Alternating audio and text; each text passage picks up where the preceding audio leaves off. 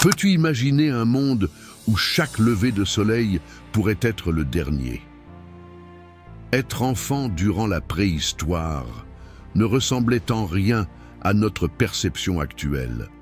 C'était se confronter à un monde sauvage où tout demeurait imprévisible. Et chaque journée représentait un combat incessant pour sa survie. Il n'y avait ni technologie, ni jouets modernes, ni établissement scolaire. Il y avait un élément plus fort encore, l'instinct. Visualise un hameau établi aux abords d'une forêt touffue où le parfum de la fumée des bûchers se combine à celui de l'herbe humide. Ici, les enfants prenaient connaissance du jour, au chant des oiseaux, mais aussi à la résonance lointaine des rugissements de prédateurs en embuscade. Chaque pas qu'ils faisaient était une leçon de vie, où l'erreur ne représentait pas uniquement une sanction, mais un danger véritable pour leur existence. C'est dans ce contexte que débute notre exploration de l'enfance préhistorique, un périple qui nous relie à nos origines les plus élémentaires. Dans l'ère préhistorique, la maternité était un événement empreint de danger et d'espoir.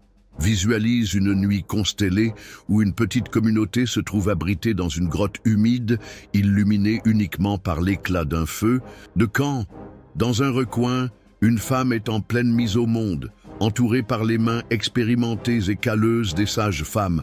On ne trouve pas de lit douillet ni d'outils stérilisés ici, seulement des peaux d'animaux, des herbes médicinales et la chaleur des feux. L'accouchement représentait un moment de fragilité. Les hommes veillaient à l'extérieur de la caverne, en alerte face à tout prédateur attiré par l'odeur du sang. Durant cette période, les femmes transmettaient des savoirs ancestraux pour soutenir la mère. Dès que le cri du nourrisson résonnait, un soupir de soulagement collectif traversait la tribu. Cependant, la fête fut de courte durée. La vie préhistorique ne tolérait aucune faiblesse. Si le nourrisson était robuste, il était minutieusement emmailloté avec des peaux et positionné contre la poitrine de sa mère. Si des signes de faiblesse apparaissaient, l'atmosphère se remplissait de mélancolie. Chaque naissance représentait un miracle, une triomphe sur les défis d'un monde hostile. Ces instants ne représentaient pas uniquement la naissance d'une nouvelle existence, mais également l'espoir de la tribu de conserver son héritage et de garantir sa pérennité. Le miracle de la naissance allait bien au-delà du simple aspect physique. C'était également une manifestation hautement spirituelle. Ce moment était accompagné de rituels et de chants, peut-être dans le but d'invoquer la protection des esprits ou juste pour apporter du soutien à la mère. Chaque nouvel être était une preuve que, en dépit des périls et des épreuves, l'humanité persistait à trouver des voies de persistance. L'enfance, durant la préhistoire, n'était pas une période de jeu sans souci. Dès leur plus jeune âge, les enfants ont été plongés dans un autre type d'école, celle de la nature. Visualise un groupe d'enfants en bas âge, les pieds nus sur l'herbe mouillée, observant avec attention la manière dont les adultes cueillent des racines et des fruits ou affûtent des instruments en pierre. Ce qui nous paraissait être un jeu était pour eux une question de survie. Les enfants acquéraient des connaissances en observant et en copiant. Observant leurs parents, user de lances ou préparer des pièges, ils s'exerçaient avec des bâtons et des cailloux. Ils se livraient à des jeux qui étaient des exercices pour développer des aptitudes indispensables. Jeter des objets pour affiner la précision, se dissimuler pour travailler l'habileté, ou ériger des abris de fortune avec des branches et du feuillage. Ces instants ne fortifiaient pas uniquement son corps, mais également son esprit.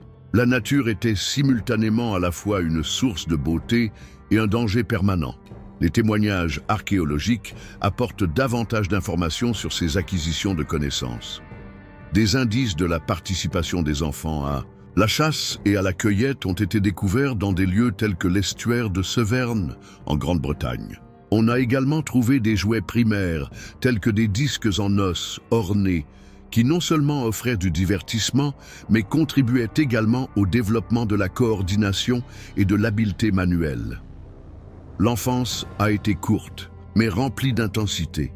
Chaque jour était ponctué de découvertes, allant de la brillance d'une pierre polie à la sensation de l'argile modelée à travers ses propres gestes. Malgré un monde truffé de menaces, Ils trouvaient parfois des instants de pur bonheur, contribuant à cultiver la créativité et l'ingéniosité indispensables pour leur survie. Être en parfaite symbiose avec l'environnement était l'essence de la vie à l'époque préhistorique. Les enfants acquéraient une compréhension détaillée du paysage qui les entourait. Ils étaient formés pour reconnaître les plantes qui peuvent être mangées et celles qui sont toxiques, à déchiffrer les empreintes animales et à comprendre les indices du climat. C'était une liaison instinctive, presque spirituelle, avec la terre qui leur fournissait de quoi vivre.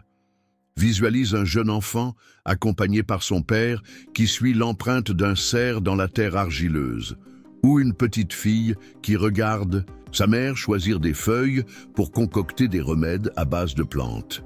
Ces enseignements pratiques étaient transmis de génération en génération, constituant un lien de savoir qui garantissait la pérennité de la tribu.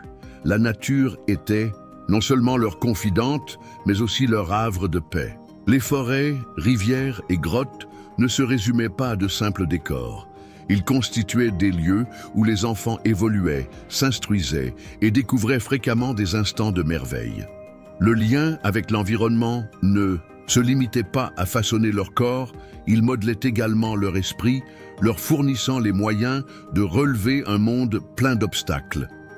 Durant la préhistoire, les affections étaient un adversaire invisible, implacable et énigmatique. Pour une communauté dépourvue de connaissances scientifiques, une simple fièvre pouvait apparaître comme un châtiment divin ou le résultat d'esprits mal intentionnés. Imagine un petit qui, après une nuit froide à la belle étoile, commence à tousser. Ses parents, inquiets, voient son énergie s'épuiser sans savoir s'il se remettra ou s'il deviendra une autre statistique impitoyable de la nature. Dans ces périodes incertaines, les chamans occupaient une position essentielle. Avec des talismans en os et des chants gutturaux, ils s'efforçaient d'éloigner les maladies, tandis que la fumée des plantes incisées emplissait les grottes. Les rituels ne représentaient pas uniquement un recours à la guérison, mais également un moyen de tempérer l'anxiété collective et de stimuler l'espoir dans une réalité empreinte d'incertitude. L'archéologie a dévoilé de nombreuses informations sur la manière dont ils ont géré ces pertes. Des sépultures d'enfants minutieusement arrangées ont été trouvées sur des lieux tels qu'Atapuerca, en Espagne. Un enfant a été découvert portant une amulette rouge, possiblement un biface en silex, positionné près de lui comme ultime expression d'amour et de sauvegarde.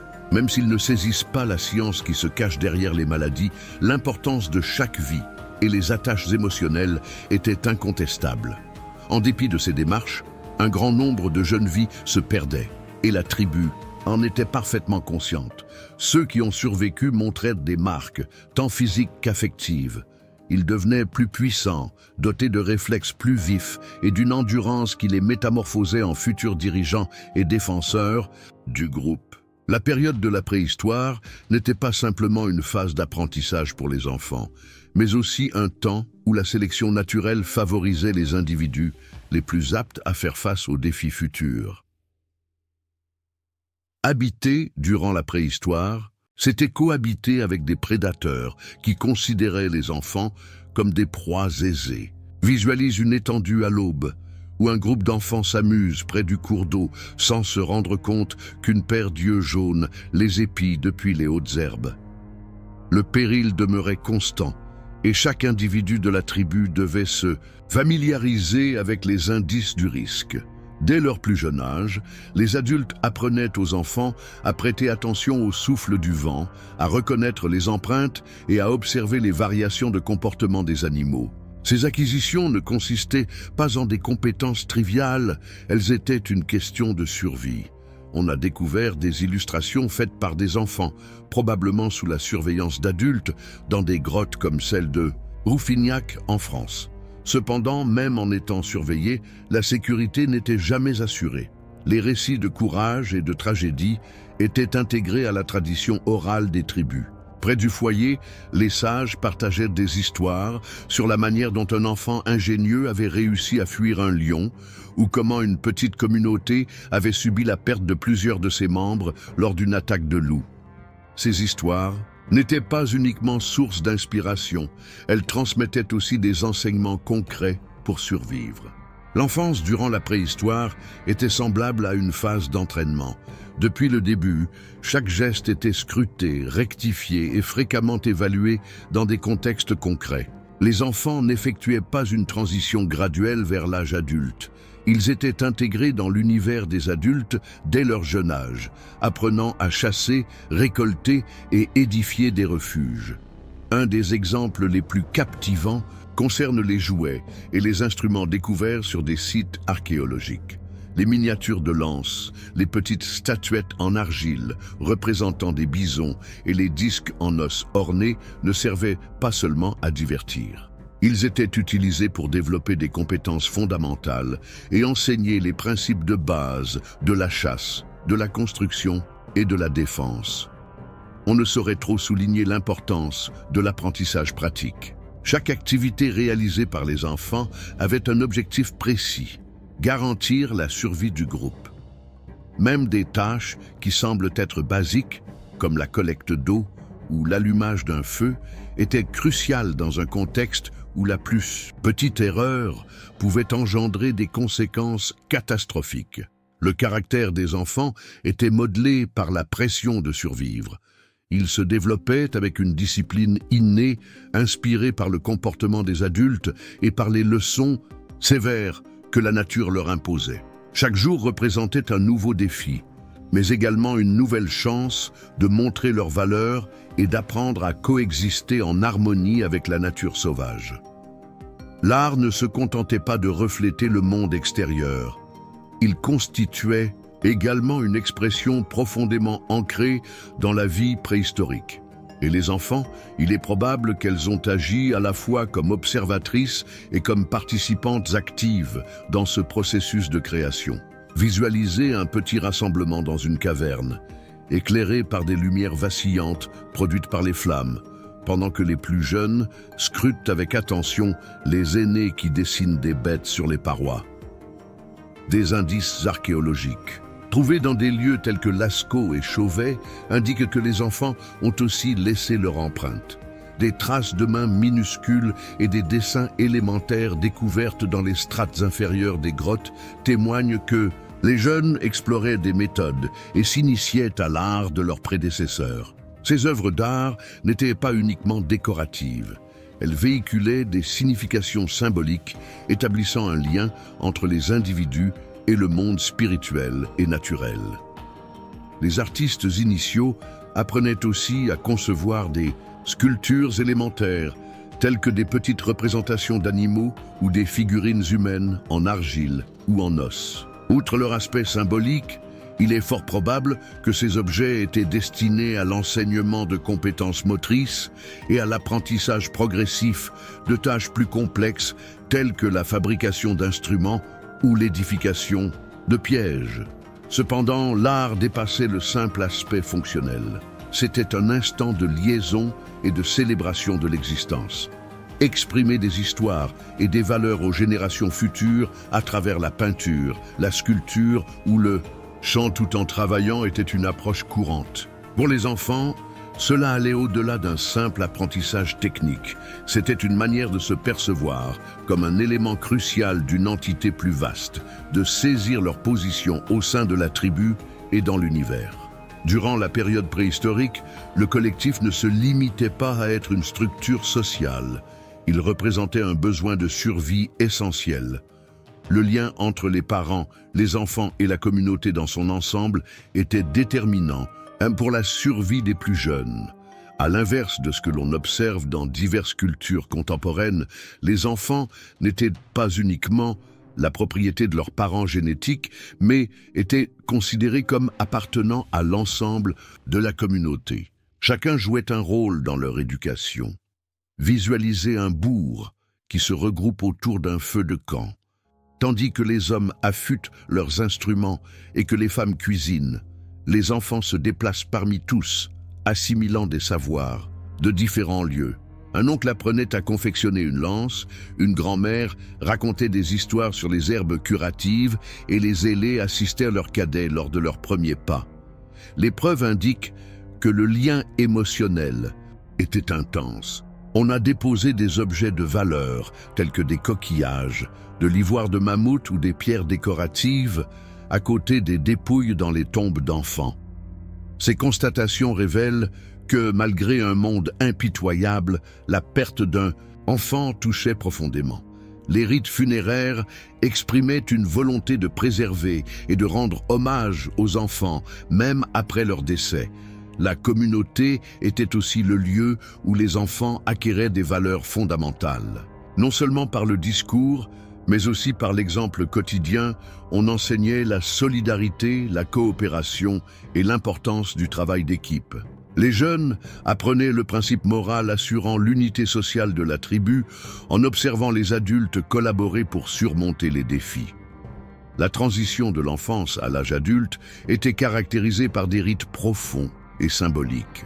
Contrairement à notre époque actuelle où la majorité est déterminée par des lois et des âges, en préhistoire, le passage à l'âge adulte était défini par la capacité de l'individu à contribuer à sa communauté tribale. Et cela était fêté par des rituels qui non seulement évaluaient leurs aptitudes, mais renforçaient aussi leur position au sein de la communauté. Pensez à un jeune qui est conduit dans une forêt, isolé, et contraint de chasser ou de survivre, durant plusieurs jours avec des moyens tout au plus sommaires. C'était l'un des nombreux rituels de transition couramment effectués. D'autres consistaient en marques corporelles, telles que des tatouages ou des cicatrices, ou même en défis de bravoure, comme faire face à un prédateur ou traverser une rivière périlleuse. Ces rituels ne poursuivaient pas uniquement une finalité pratique. Ils marquaient la clôture d'un cycle et l'entame d'un autre, reliant l'individu aux esprits ancestraux et à la nature. L'événement a aussi permis de renforcer les liens tribaux avec la participation de chacun, que ce soit en qualité de témoin, d'accompagnateur ou de soutien. Par ailleurs, les rituels exerçaient une influence émotionnelle significative. Pour les jeunes, c'était une période de découverte personnelle et de consolidation de leur identité.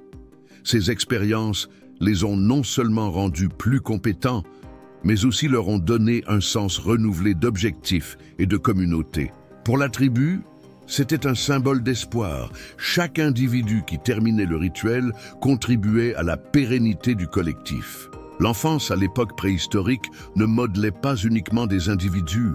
Elle tissait le maillage culturel et social qui a rendu possible le progrès de l'humanité. L'expertise acquise durant ces années déterminantes était transmise de génération en génération, constituant un patrimoine qui dépassait largement la dimension pratique. C'était un legs de résilience, d'inventivité et de lien avec la nature. Visualise un groupe d'enfants absorbés par les récits des aînés, autour d'un feu de camp.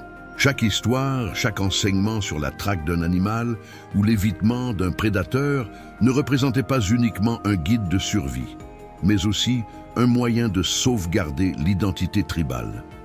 Ces récits permettaient de maintenir en vie les compétences, les principes et les convictions du groupe, malgré les périodes de changement et d'adversité. Cependant, l'héritage de l'enfance ne se réduisait pas à la simple survie physique. Le lien émotionnel et spirituel que les enfants établissaient avec leur milieu et leur communauté forgeait un socle pour le sentiment d'appartenance. Ils découvraient qu'ils faisaient partie d'un ensemble plus vaste, une famille, une tribu, une espèce qui faisait face au monde en unissant leurs forces. L'archéologie nous fournit des indices concernant cet héritage. Les sépultures minutieusement arrangées, les instruments à échelle réduite et les peintures préhistoriques ne sont pas uniquement des traces matérielles. Elles illustrent l'affection, l'instruction et l'imagination qui ont caractérisé la période de l'enfance à la préhistoire. Ce patrimoine nous rappelle que malgré les défis variés auxquels nous faisons face, l'essence de notre humanité est demeurée préservée. Se pencher sur l'enfance préhistorique ne se limite pas à une démarche archéologique. c'est également une occasion de réfléchir à la signification de grandir et d'apprendre en tant qu'êtres humains. Les épreuves que rencontrèrent les enfants à l'époque préhistorique, même si elles différaient sur la forme, ne sont pas fondamentalement éloignées de celles auxquelles nous sommes confrontés aujourd'hui. Maîtriser l'adaptabilité, survivre et définir notre position dans le monde. La période préhistorique nous indique que l'enfance, bien que de courte durée, est une phase essentielle où se construisent les fondations de nos aptitudes, principes et visions. Dans notre monde moderne bourré de confort, nous avons parfois tendance à négliger l'importance des défis pour notre développement. Cependant, les enfants de l'époque préhistorique nous enseignent que chaque défi surmonté est une leçon de grande valeur. En outre, cela met en évidence la force de la communauté et de l'enseignement mutuel. À une période dépourvue de manuels ou de technologie, les tribus ont dû compter sur la transmission orale et l'entraide mutuelle pour assurer leur survie. Nous pouvons mettre en œuvre cette démarche communautaire dès maintenant, que ce soit au sein de nos familles, établissements scolaires ou communautés. Finalement, la préhistoire nous incite à renouer notre lien avec la nature. Les enfants de cette période évoluaient en symbiose avec leur milieu naturel, apprenant à coexister et à collaborer avec la nature plutôt qu'à s'opposer à elle. C'est une forte réminiscence dans un monde où les enjeux environnementaux sont devenus l'une de nos préoccupations majeures. La vie des enfants à l'époque préhistorique était riche en instants forts, mêlant tant les périls que les joies. Malgré un environnement plus hostile, leur aptitude à dénicher le bonheur dans les petites choses nous touche d'une manière profonde. Visualisez-les en train de rire à la vue d'une sauterelle ou de fabriquer des jouets en argile. Bien que, de courte durée, ces expériences ont été cruciales pour leur épanouissement affectif. Le lien entre les parents et leurs enfants était un vecteur de force, tout en étant également une source d'intense souffrance. La perte d'un enfant représentait une tragédie qui affectait l'ensemble de la tribu. Bien que les rites d'enterrement fussent élémentaires, ils témoignaient d'un profond amour et respect, indiquant que même dans un univers dépourvu de langue écrite, les attaches émotionnelles demeuraient universelles. Les stigmates de l'enfance préhistorique n'étaient pas uniquement d'ordre physique, ils étaient également émotionnels. Les enfants qui échappaient aux maladies, aux périls et aux pertes développaient une résilience les armant à faire face à un monde incertain.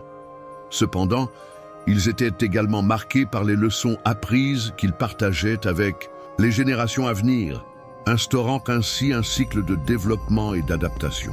L'histoire de l'enfance à la préhistoire ne nous informe pas uniquement sur la façon dont vivaient nos aïeux, mais également sur le parcours qui nous a permis d'être ce que nous sommes actuellement. Leurs épreuves, réussites et enseignements sont profondément intégrés dans notre patrimoine culturel et affectif. En considérant sa vie, nous avons la possibilité d'apprendre d'importantes leçons sur la manière de faire face aux défis contemporains. L'importance du lien avec la nature, la force de l'éducation collective et la nécessité de surpasser les obstacles sont des notions éternelles qui trouvent écho dans toutes les périodes. Malgré nos avancées technologiques, les principes fondamentaux de notre humanité restent inchangés. L'enfance, avec ses défis et ses plaisirs, demeure une phase enchantée où tout débute. Si tu avais le choix, que choisirais-tu ?